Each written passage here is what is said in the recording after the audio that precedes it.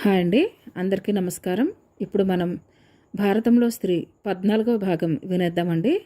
నా ఛానల్ని తప్పకుండా సబ్స్క్రైబ్ చేయండి. ప్లీజ్ తప్పకుండా సబ్స్క్రైబ్ చేయండి, ఎందుకంటే నన్ను సపోర్ట్ చేసిన వాళ్ళు అవుతారు. అలాగే లైక్ చేయండి, షేర్ చేయండి. Thank you. సౌమ్యని కరుణని ఇంట్లో వాళ్ళు ఎలా చూస్తారో తనని అలాగే చూడాలని కోరుకుంటుంది. కూతుళ్ళతో వాళ్ళకున్నది రక్త సంబంధం. దానికి తోడు కోడలంటే పరాయింటి నుంచి వచ్చిన మనిషి. అలసిస్తే నెత్తికెక్కుతుందన్న భావాలని జీర్ణించుకున్న మాణిక్యం దంపతులు కూతుర్ని కోడల్ని ఒకలాగా చూడలేరు. పైకి ఎన్ని మాటలు చెప్పినా ఆ తేడా తేడానే. శ్రీరామ్ ఎప్పుడూ అంటుంటాడు, మా చెల్లెళ్ళకి బంగారం కొంటే నీకు కొంటున్నారు, వాళ్ళకి 2000 చీర కొంటే నీకు 3000 చీర కొంటున్నారు. ఎంత అభిమానం లేకపోతే ఇలా చేస్తారు? లోకంలో ఏ అత్తమావులు కోడల్ని ఇంత బాగా చూసుకుంటున్నారు అని. సుధా ఒప్పుకోదు, కానీ వాళ్ళకి జలుబు చేస్తే కంగారు పడి మంచం దిగనివ్వరు. నేను జ్వరంతో వేలాడబడిన పనులు తప్పకపోగా ఎలా ఉందని అడగరు అంటుంది. అదేం లేదు, సౌమ్య కరుణ సుకుమారంగా పెరిగారు. వాళ్ళ బాడీ దేనికి తట్టుకోలేదు. కొంచెం ఎండలోకి వెళ్ళినా తలనొప్పి వచ్చేస్తుంది. వాళ్ళని జాగ్రత్తగా చూసుకోవాలి అంటాడు. ఆ మాట వినగానే ఉడుకుమొత్తనం వచ్చేస్తుంది. మేము మాత్రం సుకుమారంగా పెరగక గాలికి ధూళికి పెరిగామా? మా బామ్మ అయితే నన్ను ఎండ పొడలోకి వెళ్ళనివ్వకుండా పెంచింది. సాగితే అందరం సుకుమారంగానే జరిపించుకుంటాం అనేది.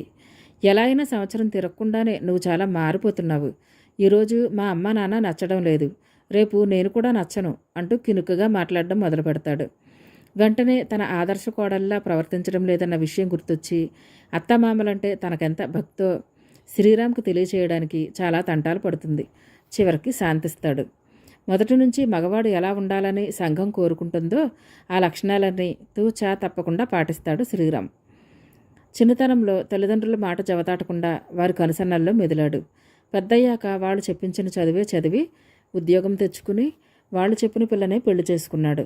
పెళ్ళాన్ని ప్రేమిస్తూనే ఇటు తల్లిదండ్రుల దృష్టిలో పెళ్ళాం కొంగట్టుకు తిరిగే మొగుడులా కాక ఆమెని అదుపులో ఉంచిన మొగుడుగా పేరు తెచ్చుకున్నాడు.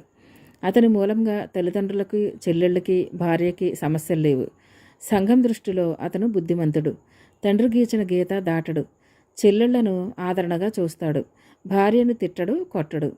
ఒక మనిషిని మంచి మనిషిగా చెప్పడానికి ఇంతకన్నా ఏం కావాలి అని చాలామంది అంటుంటారు. అయితే ఆ మంచితనం అంతా ఎవరి కోసం? అతని సుఖం కోసం, మగవాడి సుఖం కోసం. పితృస్వామ్య సమాజం పకడ్బందీగా రూపొందించిన వ్యూహం ఇది. చిన్నతనం నుంచి పెళ్ళయ్యాక ఎలా ఉండాలో నూరిపోయడం అన్నది కేవలం ఆడపిల్లలకే కాదు, మగపిల్లలకి జరుగుతుంది. పెళ్లి కాగానే వచ్చిన పెళ్ళాం నోరెత్తి ఇష్టాయిష్టాలు చెప్పే ప్రసక్తి లేకుండా అణిచివేయాలి. అంతెందుకు, నేను ఈ కూర తినను కాబట్టి ఈ కూర చేయననో, లేదా నాకు ఈ కూర ఇష్టం కాబట్టి చేసుకుంటాననో అత్తింట్లో ఎంతమంది అనగలరు? నీ ఇష్టమేంటి, మాది పెత్తనం అని ఎవరూ డైరెక్ట్గా అనకపోవచ్చు, ముఖ్యంగా మధ్యతరగతి ఇళ్లలో. కానీ వారి ముఖభావాలు, ఎత్తిపొడుపు మాటలు సొంత కోరికలను నశింపచేస్తాయి. ముందు కొడుకును కంట్రోల్ చేస్తే అతను పెళ్ళాన్ని కంట్రోల్ చేస్తాడు. ఆమె పిల్లల్ని కంట్రోల్ చేస్తుంది. ఆ పిల్లలు మళ్ళీ పెరిగి పెద్దవాళ్ళయ్యి ఈ చక్రం ఇలా తిరుగుతూనే ఉంటుంది. వృద్ధాప్యంలో అసలు సమస్య ప్రారంభమవుతుంది. అంతవరకు తమ డబ్బుని చూసో లేదా తమలో ఉన్న కమాండింగ్ పవర్ను చూసో తామంటే భయభక్తులతో గడిపిన పిల్లలు పెద్దవాళ్ళకి ముసలితనం వచ్చి వాళ్ళు తమ మీద ఆధారపడినప్పుడు నిర్లక్ష్యం చేస్తారు. అంతర్గతంగా సప్రెస్ కావడం ద్వారా పొందిన హింస ఇప్పుడు వీళ్ళ మీద చూపిస్తారు. అదే నిర్లక్ష్యం చేయడం. ముసలివాళ్ళయ్యాక తమనెవరూ పట్టించుకోవడం లేదన్నది వాళ్ళ కంప్లైంట్. మనం మూసలో పోసి పెంచిన ప్రతిరూపాలే వాళ్ళు చేసిన ప్రతి పనిలో మన ముద్ర చాలా వరకు ఉంటుంది. అయితే ఇదంతా ఎవరికి వారు ప్రీప్లాన్డ్గా చేసే పనులు కావు.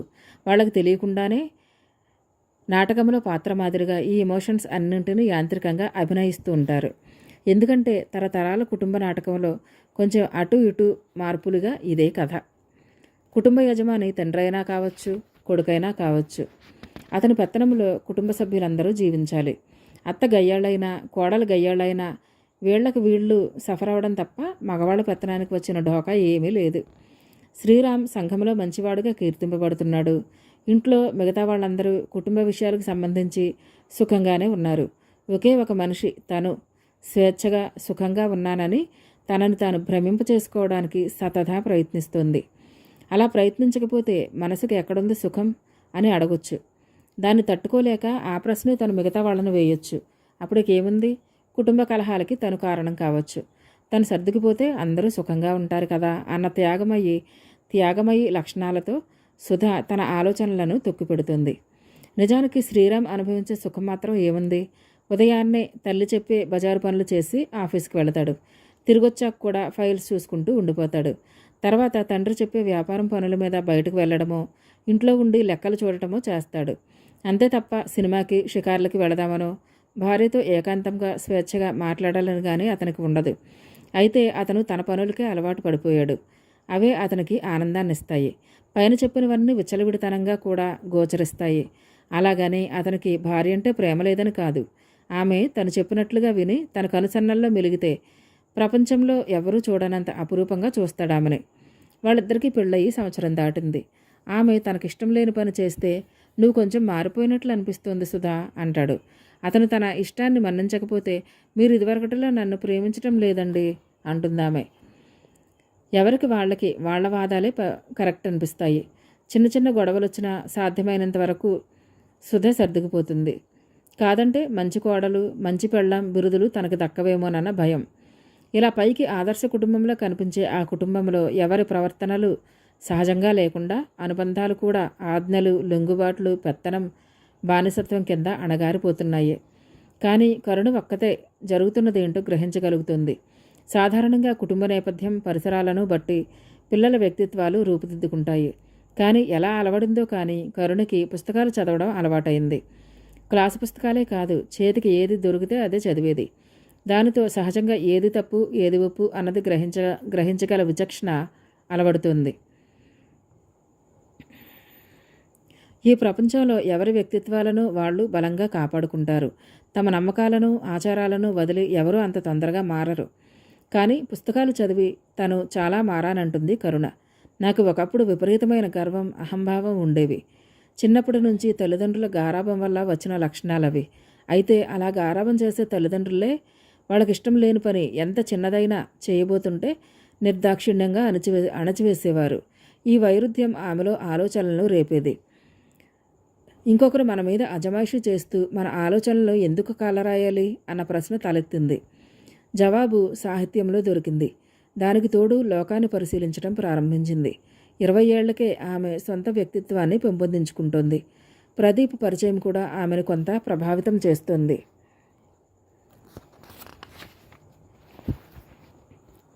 ఇంచుమించు 2 నెలల నుంచి ప్రదీప్ దగ్గర నుంచి ఎలాంటి సమాచారమూ లేదు కరుణకి.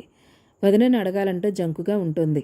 అతని హెల్త్ ఎలా ఉందో, చేతికట్టు విప్పారో లేదో తెలియడం లేదు. ఆ రోజు సుధా ఫోన్లో ప్రదీప్తో మాట్లాడడం వింది. తర్వాత దగ్గరికి వెళ్ళి తలదించుకొని ఎలా ఉంది ప్రదీప్కి అని అడిగింది. సుధా పరిశీలనగా చూసి నవ్వేసింది. నేనప్పుడు ఏదో అన్నానని అదే మనసులో పెట్టేసుకున్నావా?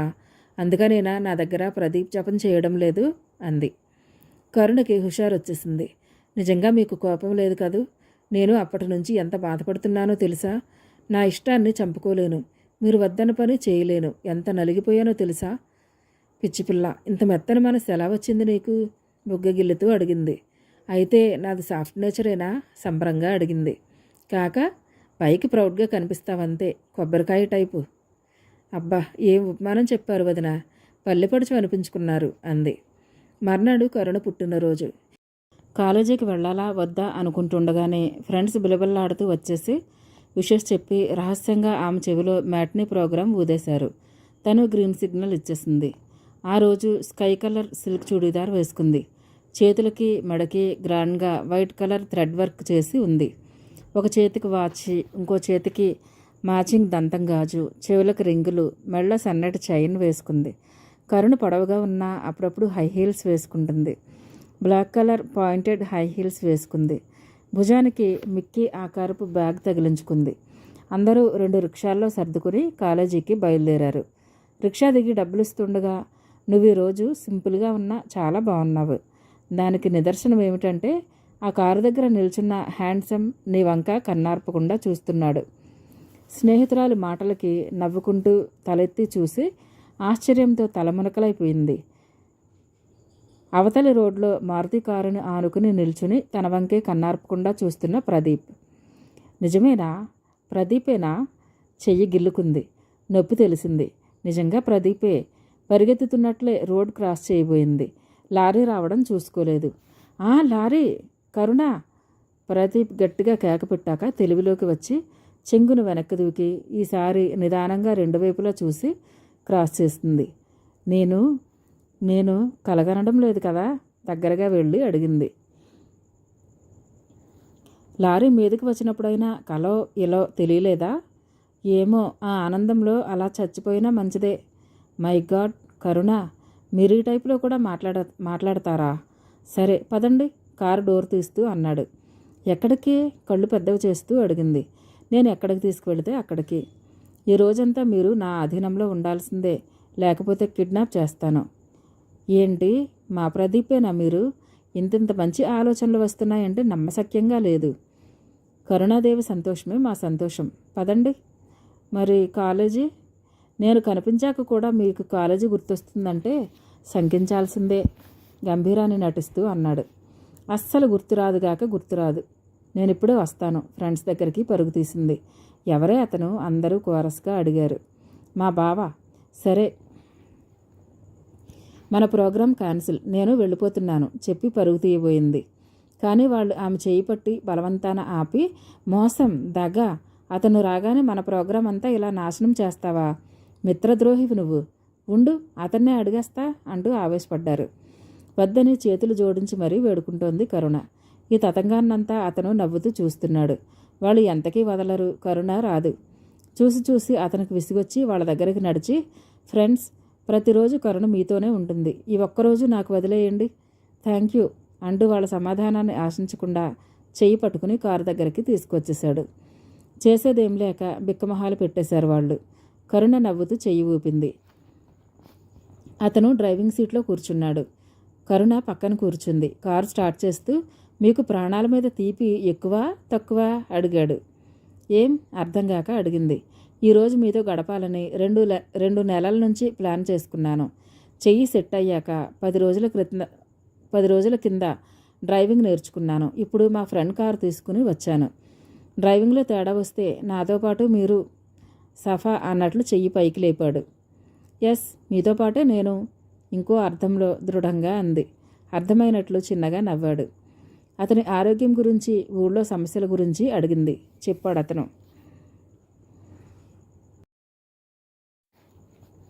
కాసేపు అయ్యాక కారు విజయవాడ వైపు వెళ్ళడం గమనించి, ఎక్కడికి అంది. ఎక్కడికో తీసుకువెళ్తానోనని భయంగా ఉందా? నాకు అలాంటి భయాలు ఏం లేవు. నాకు నా మీదే కాదు, ఎదుటివారి మీద నమ్మకం ఉంది. మాట్లాడలేదు అతను. కారులో ఏసీ మూలంగా బయట ఎండ ప్రభావం తెలియడం లేదు. బ్లాక్ గ్లాసెస్ మూలంగా ఎండ తీక్షణత కూడా కనిపించడం లేదు. అంతా ప్రశాంతంగా ఉంది. ఆ కారే చిన్న గూడులాగా, తామిద్దరూ జంట పక్షుల్లాగా. పెళ్ళయ్యాక ఇలాంటి ఇరుకు గది ఒకటి ప్రదీప్ని కట్టించమనాలి.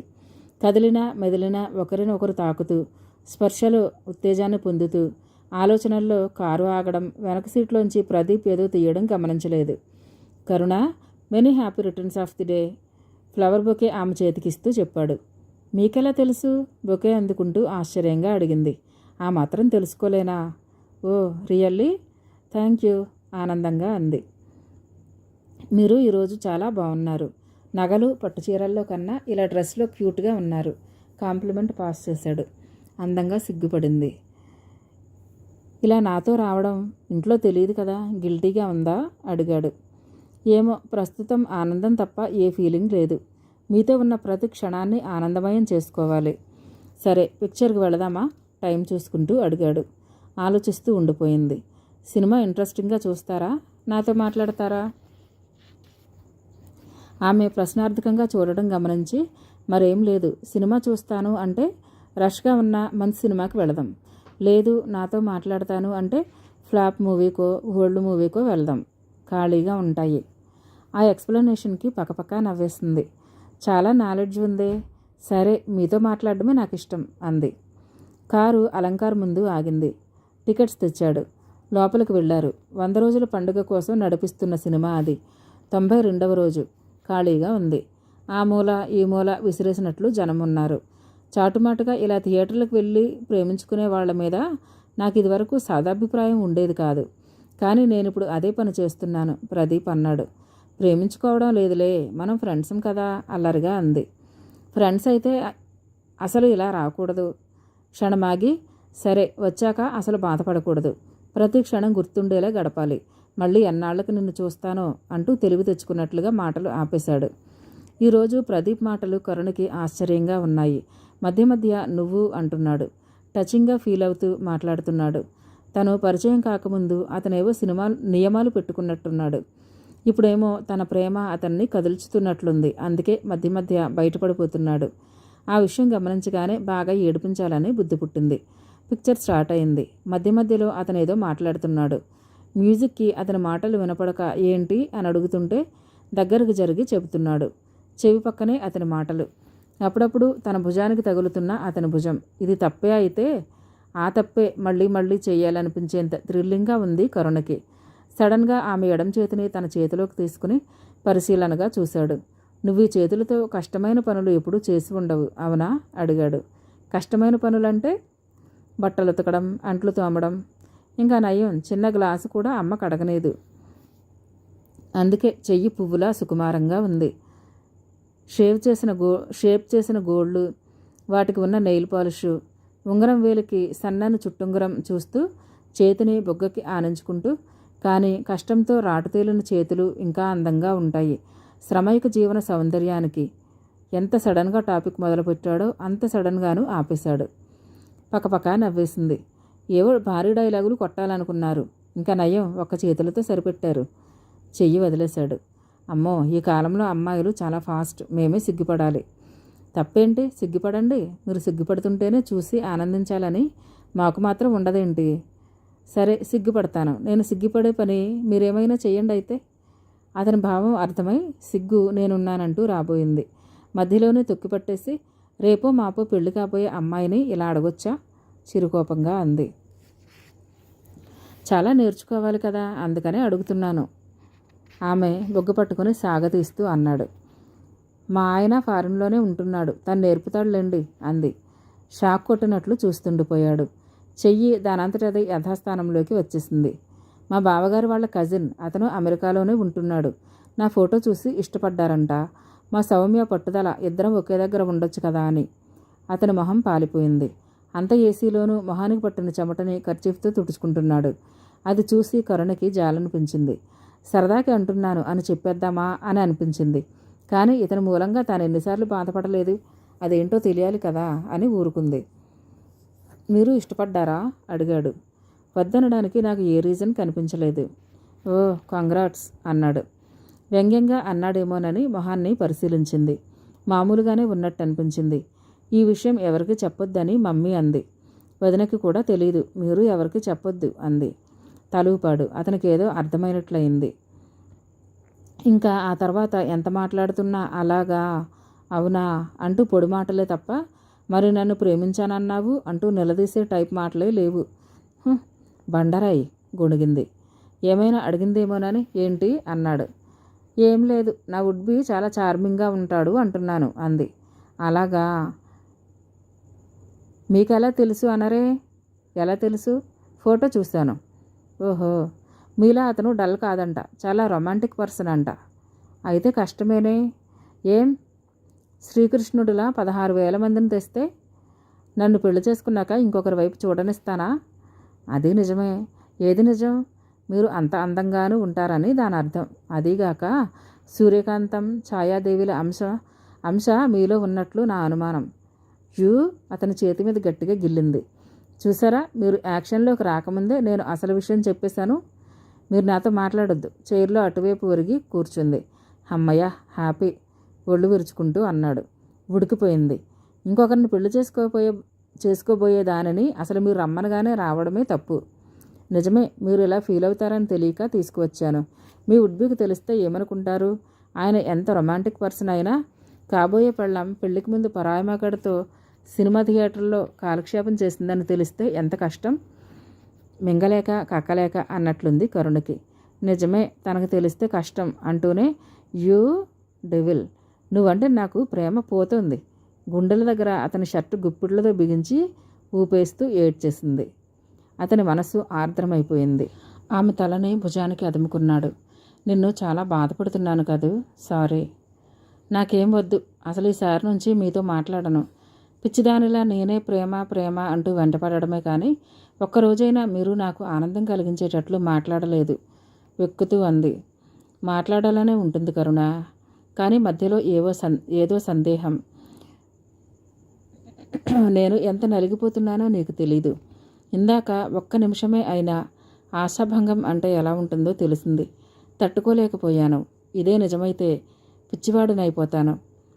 కాసేపు ఆలోచిస్తున్నట్లు ఆగి, ఏమో ప్రస్తుత పరిస్థితిలో నా కుటుంబం కోసం, ఊరి కోసం మామూలుగా మారగలనేమో. ఇంకా డీప్గా వద్దు కరుణ. మనం అనుకున్నంత తేలిగ్గా జరగదు. నువ్వెంత సుకుమారంగా పెరిగావో నాకు తెలుసు. మీ పేరెంట్స్ మన పెళ్లికి అస్సలు ఒప్పుకోరు. నా మీద ప్రేమతో మా వాళ్ళు కాదనకపోయినా ఇన్ని గొడవలతో పెళ్లి జరగడం వాళ్ళకి ఇష్టం ఉండదు. మనం చాలా కష్టపడాల్సి రావచ్చు. నువ్వు తట్టుకోగలవా? మనం రెండిటికీ సిద్ధపడి ఉందాం. నా వరకు నేను స్వేచ్ఛగా నిర్ణయం తీసుకోగలను. నీ పరిస్థితి అది కాదు. నేను స్వేచ్ఛగా నిర్ణయించుకోగలను. కాదంటే వదిలి వచ్చేస్తాను. ఎక్కడికి వస్తావు? మా అత్తగారు ఊరికి మెరుస్తున్న కళ్ళతో అంది. మా వాళ్ళు రానివ్వకపోతే? మా ఆయన రానిస్తారుగా. పొలంలో మామిడి చెట్టు కింద కాపురం పెడదాం. నవ్వేశాడు. అమ్మో, ఊహల్లో చాలా మేడలు కట్టేశావే. ప్రాక్టికల్గా ఆలోచించు బుజ్జి. అతను అలా ముద్దుగా పిలిచేసరికి మనసులో ఆనందం ఎగిసిపడింది. నన్ను ఎప్పుడూ ఇలాగే పిలవండి అంది. ఎలాగా? తనేమన్నాడో మర్చిపోయి అడిగాడు. బుజ్జి అన్నారుగా, అలా పిలిస్తే బాగుంది. సరే. అతని భుజం మీద నుంచే తెరవైపు కళ్ళు తిప్పి చూడసాగింది.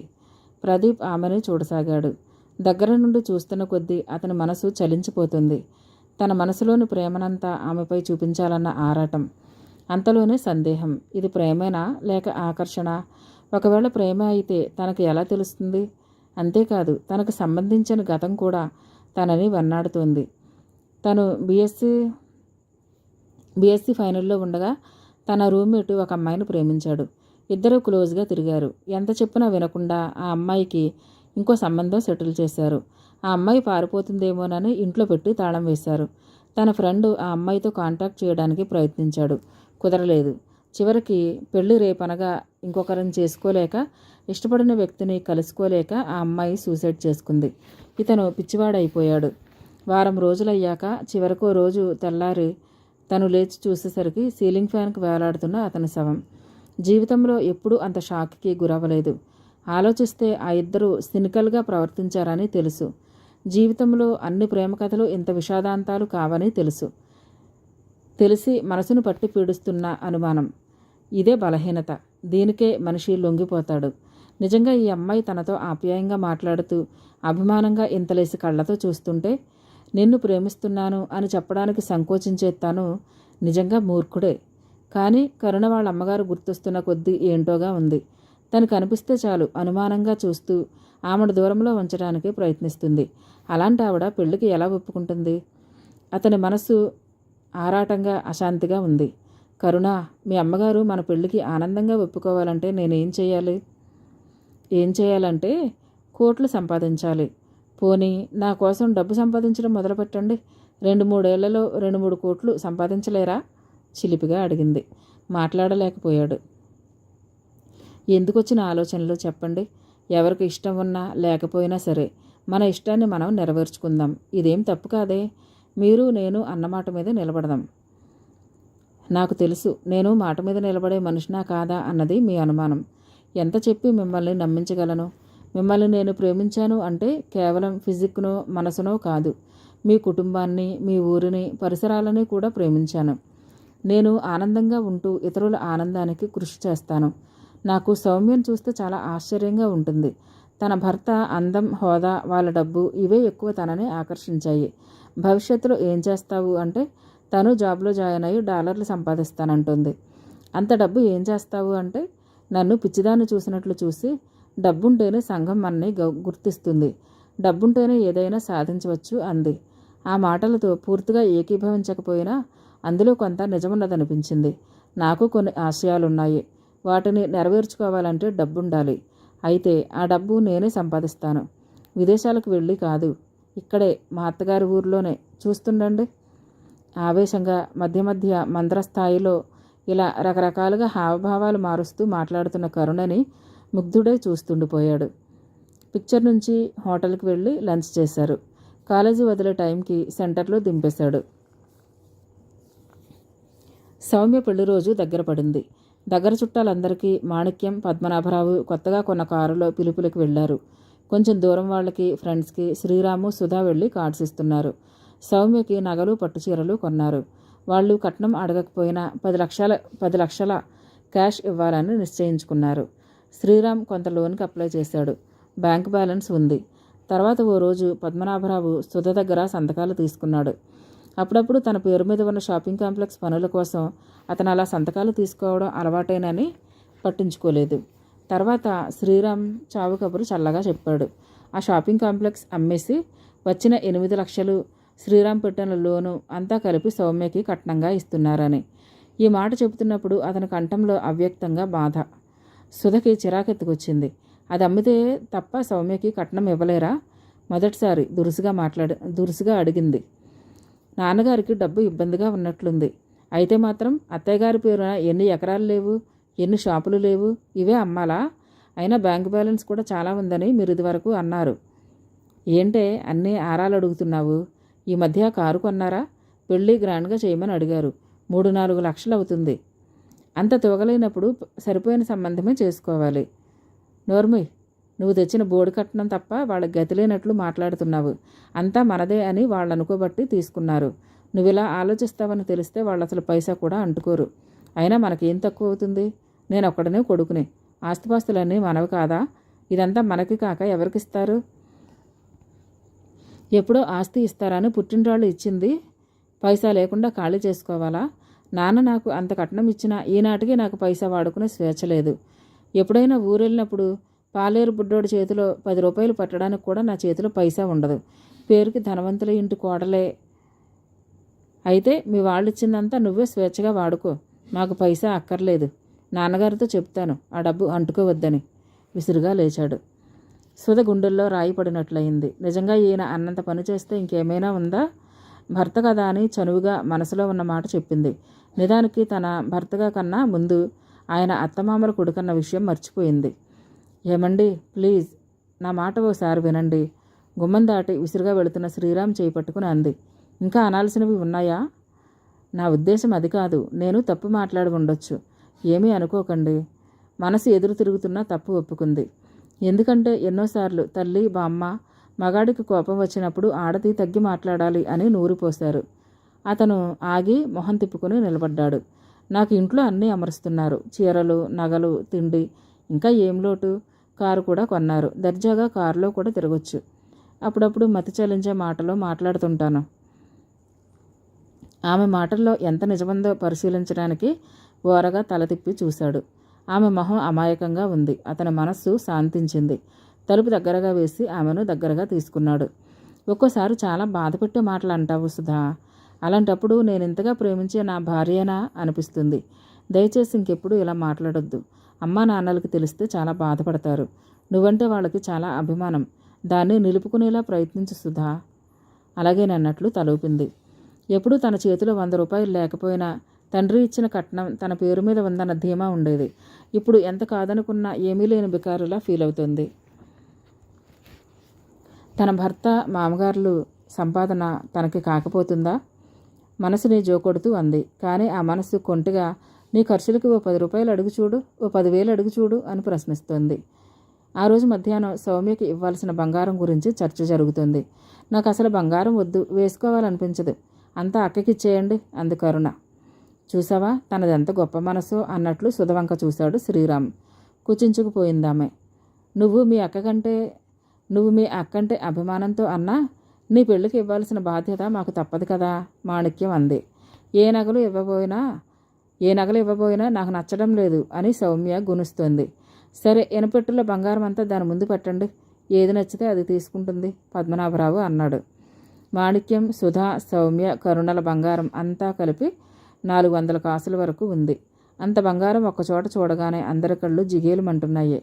సౌమ్య తనకి కావలసినవి ఎంచుకుంటోంది. ఆమె దృష్టి మువ్వల వడ్డాణం మీద పడగానే సుధకి పై ప్రాణాలు పైనే పోయాయి. వదిన వడ్డాణం బాగుంది గారంగా అంది. మాణిక్యం తీసుకో అనబోయి ఆ మాట తన అనడం కన్నా కోడలే అంటే బాగుంటుందన్న ఉద్దేశంతో ఆమె వంక చూడసాగింది. సుధకి ఏడుపు వస్తున్నట్లు ఉంది. బామ్మ తనకు వడ్డాణం ఇచ్చినప్పటి సన్నివేశం గుర్తొచ్చింది. ఎంత ప్రేమగా తన కోసం దాచి ఇచ్చింది. బామ్మ గుర్తుగా దాన్ని తన దగ్గరే ఉంచి తన కూతురుకో మనవరాలకో ఇవ్వాలని ఎన్ని కలలు కంది. ఇప్పుడిలా సౌమ్యపరం చేయాలంటే మనసు రావడం లేదు. ఎంతసేపటికి సుధ తీసుకోమని అనకపోవడంతో అవమానంగా తోచి శ్రీరామ్ మిర్రు చూడసాగాడు. మాణిక్యం మొహం మార్చుకుంది. ఇది వదినకి వాళ్ళు పుట్టింటివారు ఇచ్చారు, ఇది వద్దులే అంది. ఈ చేత చాలా బాగుంది. ఇప్పుడు ఇలాంటివి చెయ్యరు కూడా. కాదంటే ఏడ్చేసేలా ఉందా స్వరం. సుధా, సౌమ్య ఏదో అంటుంది అన్నాడు శ్రీరామ్ ఈ లోకంలోకి రమ్మన్నట్లు. ఒకంత కఠినంగా ఉంది అతని స్వరం. చటుక్కున తప్పరిల్లి, అదేమన్న మాటలేండి, తనకు నచ్చితే తీసుకునివ్వండి, వద్దనడం దేనికి అనలేక అంది. సౌమ్య మొహం విప్పారింది. వెంటనే తన బాక్సులో వేసుకుంది. శ్రీరామ్ మెచ్చుకోలుగా చూశాడు. 2 నిమిషాలు ముళ్ళ మీద ఉన్నట్లు ఉండి వెంటనే తన గదిలోకి వెళ్ళి మంచానికి అడ్డం పడి తనివి తీరా ఏడ్చేయసాగింది. ఏనాడు అంతగా ఏడ్చి ఎరగదు. శ్రీరామ్ వచ్చినట్లుగా శబ్దమైంది. అయినా లేవాలని కానీ తన ఏడుపును దాచుకోవాలని కానీ ప్రయత్నించలేదు. శ్రీరామ్కి మళ్ళీ మనసులో కోపం రగులుకుంటోంది. తామేదో కష్టాల పాలు చేస్తున్నట్లు ఏడుపు. ఎవరైనా చూస్తే ఏమనుకుంటారు?